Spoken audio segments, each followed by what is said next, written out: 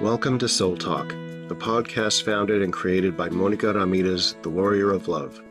Soul Talk was created in 2020 when a pandemic hit and we were in lockdown. She wanted to have exciting conversations with open-minded people so they could understand different aspects of herself and she could help others in the same way. She interviews healers, coaches, therapists, psychics, readers, channelers, mediums, intellectuals, poets, artists, and more. She calls it Soul Talk because it started as a conversation from soul to soul.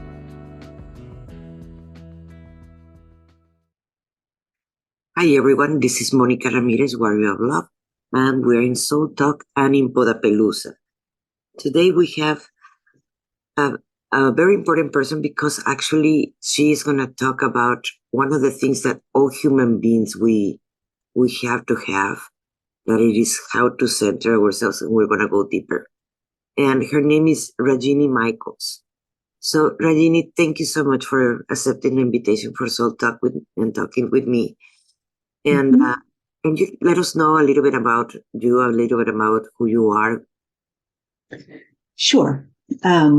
I come from the Midwest in America, and my story is one that is not one of awfulness at all. I pretty much had a pretty nice growing up and pretty much everything middle-class America, and yet I was very miserable, unhappy all the time. So in my young age, I decided that there had to be another way, but I couldn't find it. I could not find it anywhere. And I went to school, I got my degree and did the whole thing, and ended up going to India and doing meditation retreats and having a guru and doing an ashram, as well as then becoming a Neuro-Linguistic Programming trainer, NLP, where I trained in the States. I started doing certification trainings in the States and all around Europe and in India, actually, as well. So I've had about 40 years of experience working with private clients and doing courses, created a number of courses based on the major insight that changed my life so that I was no longer miserable from morning till night. And it happened one day. I just want to tell you because, you can be miserable even if you're very middle class and you pretty much have everything, and you can still be pretty sad and unhappy all the time, which I was. And I know there are many people like that and many spiritual seekers who were as frustrated as I was. I'd been looking for something to make me happy for really quite a few years. I think I was 40 when I finally hit the big insight that changed things. I was sitting on a wall outside of an ashram where I was in India. And, I was thinking to myself, oh my gosh, here I am. It's supposedly the best place to learn how to be happy and to meet your soul and your spirit and discover who you are. And I'm still miserable. And this has been how many years, right? So while I was sitting there bemoaning my fate, this beggar came up, and he was dressed, of course, in tatters. He had no shoes on. He had his hands out like this, begging for alms. And, there are lots of beggars in India, but this one caught my eye, and I looked up, and his eyes were just like shining. He was just like brilliant. And I thought, how does this dude manage to have this coming out of his eyes and a smile on his face that was so amazing, with no teeth yet, but beautiful. And I thought, how does he do that? And if it were me, I would be, running to the drugstore or doing something or hiding, something to make myself more acceptable. But in that moment, what happened is I had a very, very, very big insight. And I discovered that he had a way to be happy despite his circumstances. Now that sounds trite, but what happened was I realized that I had decided that the only way to be happy was to have zero unhappiness, zero anxiety, zero stress, zero not knowing what was going to happen in my life. And it just shocked me so to realize if this man could be in those circumstances and have that kind of a smile and that kind of energy and be that content with his circumstances, I think that I was doing something wrong in the way I was looking at happiness. And that was the beginning of my next 35 years, essentially, of learning how to not only take the idea of how do you make unhappiness something that you can weave into your picture of happiness, but also how to create a course and a program that could help other people learn how to do that as well. I know that a lot of people who are meditators and contemplators and have gurus themselves and everything go through that same kind of thing that I did, where you kind of beat yourself up. And it just seemed like the first thing that needed to be done was to find out how he did that. What was different in the way he was looking at life than the way I was looking at life.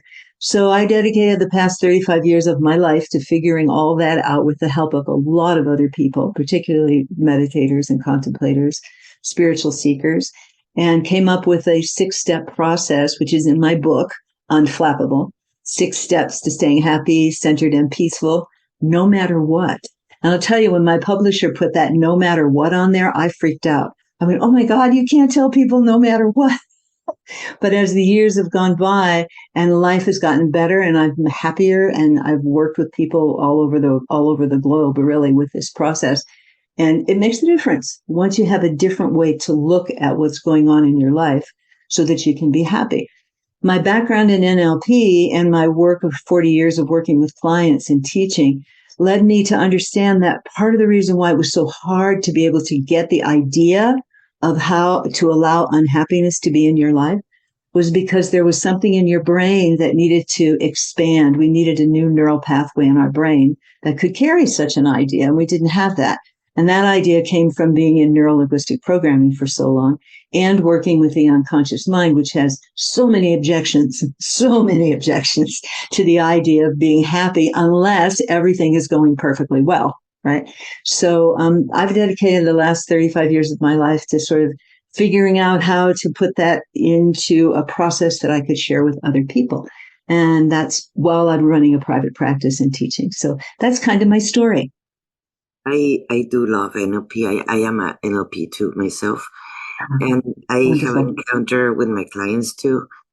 And that's one of the easiest ways to actually go to the subconscious, that I call it it is the subconscious mind, but it's a operative system of the human brain, where everything it is located in there. And we hide so many things in there, and it's so important to go there. It is. I have seen so many practice and so many methods that they just wanted to uncover the part that is on top to achieve something. And the people will feel amazing, they will feel great, but because they don't went to the root, it's just going to flourish again, it's going to grow again. Yeah. You have to get down to the root of things. And, part of what I did in this process was I looked at mystics who were the only people that seemed to be really able to live in the way that beggar was living, so that no matter what was happening, they were able to stay happy, calm, centered, peaceful. Because most of us, when we lose our calm, then we start to get freaked out that we're going to lose our center. And then when we lose our center because we lost our calm, then we lose our presence. And suddenly we're so screwed, right? Because we don't know what to do about that. So I looked at the psychology of mystics, the psychology, not their spirituality, over a long time period, both dead and living mystics. And there were some things that were exactly the same in their psychology that barely even existed in my ordinary psychology. And so because of NLP, I was able to make a model of the mystic psychology and then start comparing my ordinary psychology to the mystic psychology and seeing what was different. And that's where those 6 steps came from, as a way to help shift the psychology so that we're more able to go down into that depth you were speaking about, more willing and able to tolerate what we find there and be at ease with it. It's just so fascinating, but we all want to be happy. Yes.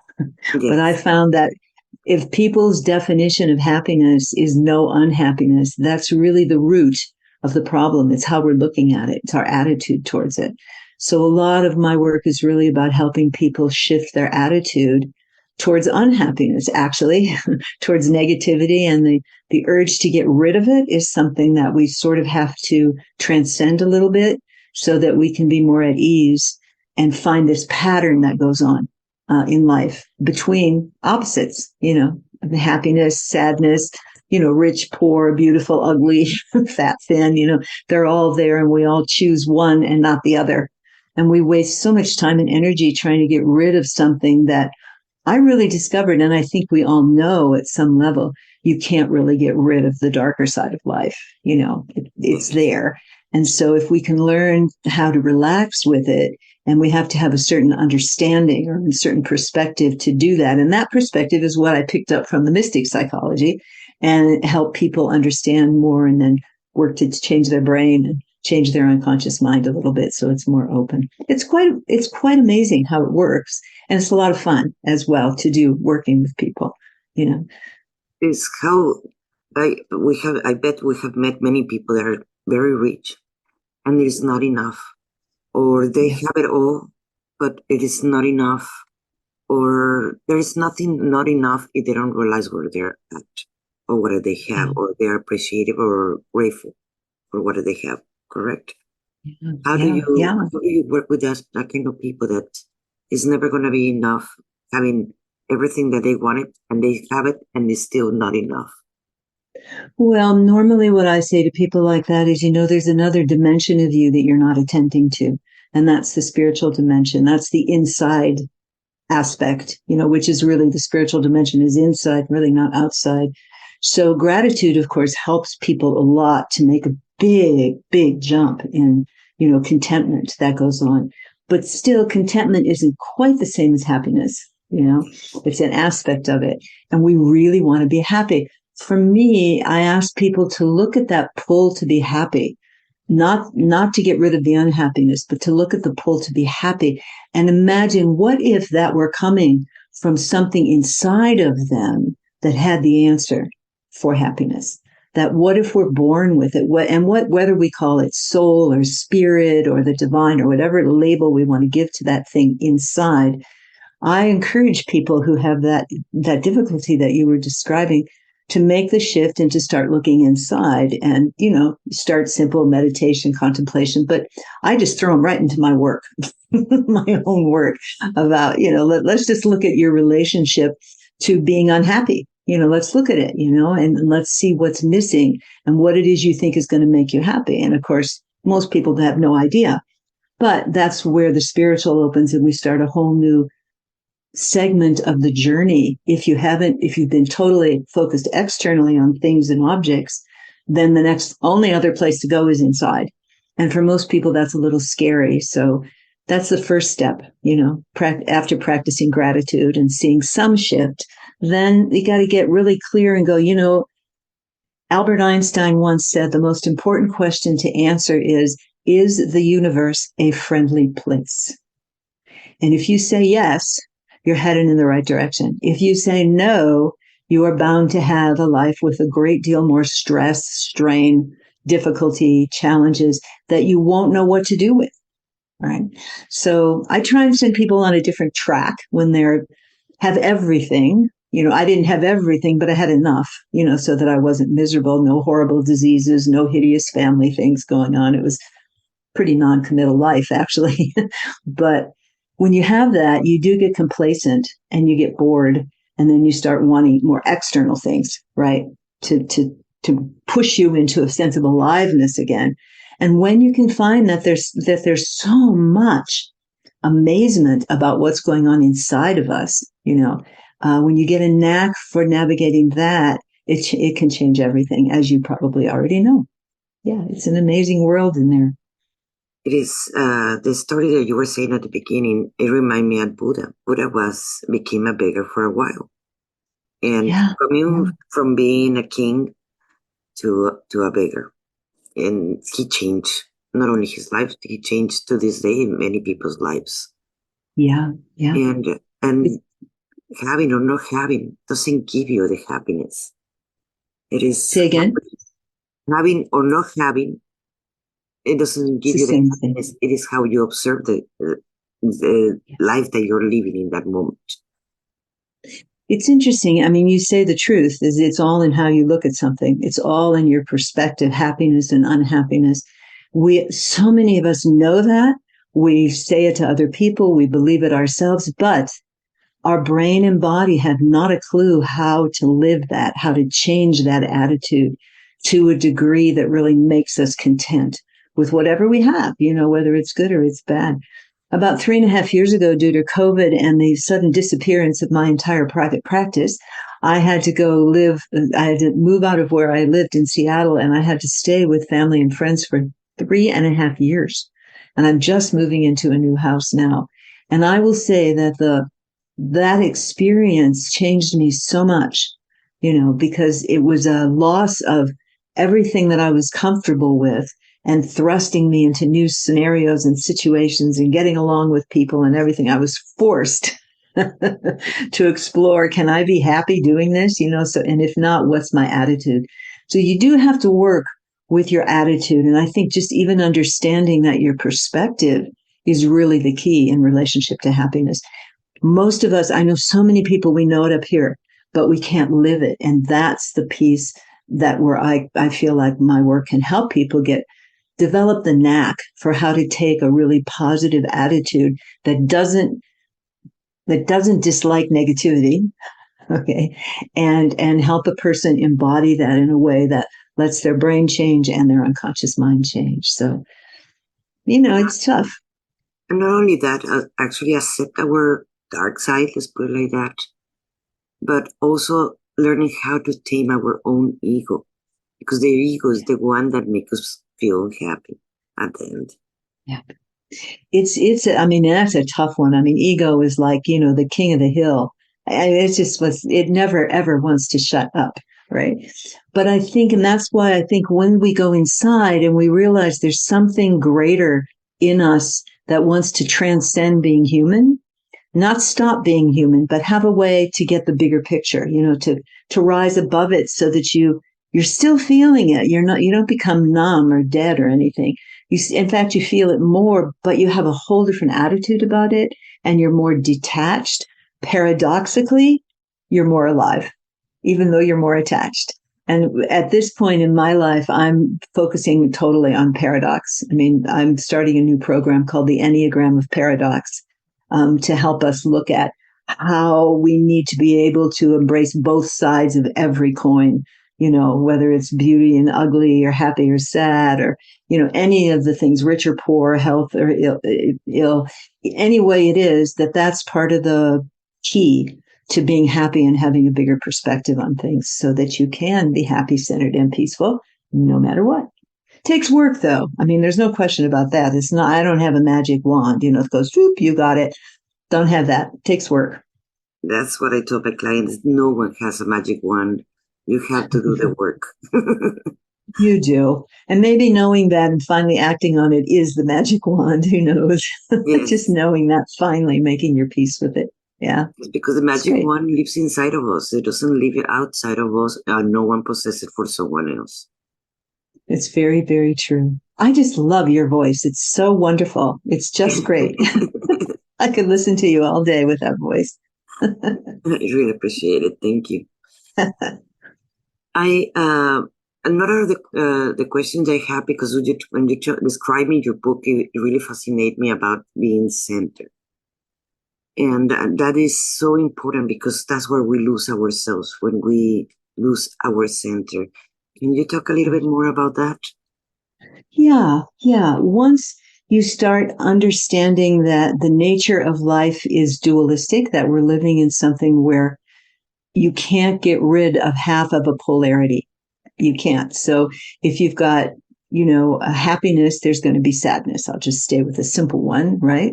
Or if you're alone, there's going to be the opposite of together. So once you grasp that you can't get rid of one of those because they are a unified whole. This is one thing I learned from the mystics. They saw polar opposites as one unified whole. There was a unity between them and a flow, a flow that goes from one to the other.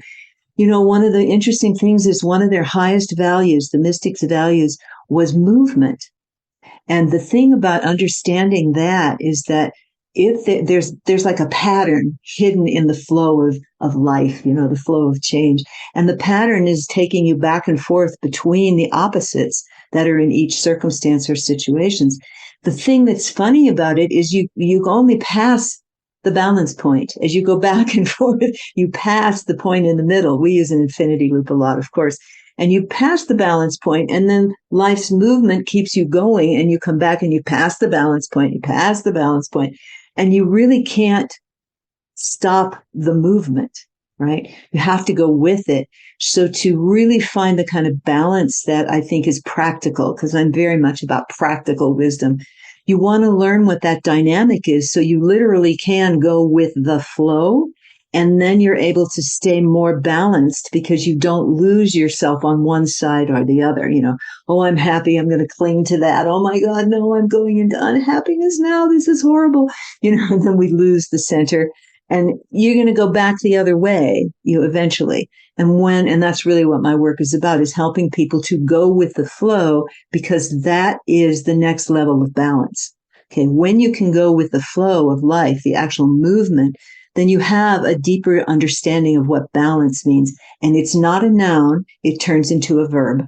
Balancing is what we need to go for, not balance. It's balancing, so that we're constantly in the flow of movement that is life itself. Life has no place where it stops moving. Yes. Just doesn't. I'm just thinking in that nothing stops moving. At the same time, we're always going to have our ups, but now that we go in our ups, we know it, we're going to go our downs, but we're not going to stay in our downs forever neither. So right. Always bring hope that we're going to pass to the middle. More that we go up, also more that we're going to go down. So that is important to know that. So the center, it is the important part. That yes, we can feel emotions going up, but we have to be aware that we're going to go down. Right. Absolutely. And once we're aware of that, then it becomes easier to be content with it, to trust the flow, that it's going to be that way. It's going to be up, and then you're going to go down. That old phrase, this too shall pass, whether it's negative or positive, is so helpful, But I think in order for this age where we're living now, in this time frame, there's so much chaos, there's so much uncertainty, which generates stress and anxiety. And we have to know how to ride the waves of stress and anxiety, because they're not going away. So I think that understanding the nature of duality and opposites and paradox is really helpful to develop the resilience that we need to be able to make it through this time, however it's going to turn out. We need more equanimity, more balance, less ambiguity, less ambivalence, so it doesn't take us over all the time, like, I feel ambivalent. What should I do? What should I do? And pretty soon I'm just like a mess and I can barely move. That isn't help at all. But if I understand the dynamic that is happening, and that life is trying to find somewhere where it's going to land for like a second, because that's all it does. And then we can find more ability to just go with the flow, which allows us to stay calmer, more equanimous, more resilient, which allows us to stay more centered, so that we're not losing. You can still act even if you're detached. You just got more clarity, more wisdom. And then you can be present to whatever's going on, whether it's positive or negative, without getting lost in like, yay, this is what I want to happen, or, oh my God, this is horrible, right? Both of which are there. So, yeah. But even between the horrible emotions or situations we're at, there is always something to learn from that. Yes. Or that's else the key. Not experience it. That's the attitude, isn't it? I mean, without the attitude that life is really about learning, it's almost impossible to be happy, right? You really have to embrace. I'm so glad you brought that up, because that's like one of the key fundamentals, right? For how to navigate the ups and downs of our daily lives, And, you can go into a monastery. I mean, I've spent lots of time in meditation retreats and in an ashram and all that kind of stuff. But you still have to come back out here. And if you can't bring it out here, what good is it? Right? Yes, so. I've been in many ceremonies and many, I've been in some dances and things like that. And it feels great. Yeah. Because you don't have to deal with the daily life of the 3D world. Yes. Yeah. So true. But in reality, where we learn, it is in that 3D daily life. That's where we grow, and that's where we learn. That's where we anchor our knowledge in there, and that's where we get tested at the same time. Yes. How we are going to react to certain situations or people, whatever. Yeah. And it's where we have the opportunity to discover who we are beyond our mind and body and emotions. And that's the real prize, of course, when we start to get into that arena and understand we're more than we ever thought, and who we are is not who we thought we were. And what a freedom and joy is that. That is just the bestest ever. Then life becomes more fun. Yes. As well as centered and peaceful and calm. Yeah, that's so thank you for bringing that up, because that's like so key. Yes, it is. It's been really my pleasure to have you, Rigi. I'm sorry, Ragini. Right? I said It's it right. actually Ragini. It's Ragini. It sounds like mahogany. Oh, okay. Do you have something else that you would like to add? Something else to add? I usually close out my things with a quote, one of my favorite quotes. It's from a mystic named Nisargadatta, who's no longer with us now. But the quote is, "Love tells me I am everything. Wisdom tells me I am nothing. Between these two, my life flows." Oh, I that is love that. beautiful. That is really beautiful. Thank you, Monica. It's been so lovely talking with you. It's so nice to meet you. Nice to meet you. Here, in the description of this podcast, it is going to be a way you can get a hold of her and also to buy her book. And thank you for being in Soul Talk. This is Monica Ramirez, the Warrior of Love. Thank you so much.